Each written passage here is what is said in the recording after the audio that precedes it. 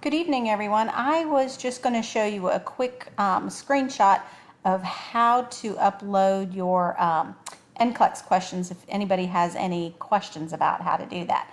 All you have to do is go onto your website, look at your NCLEX question submission spot, click on that, and then you see when it is due.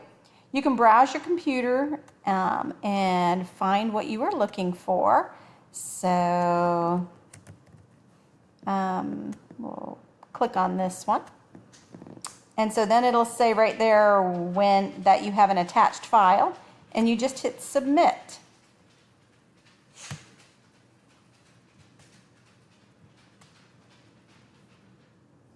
So you can see it if you would like.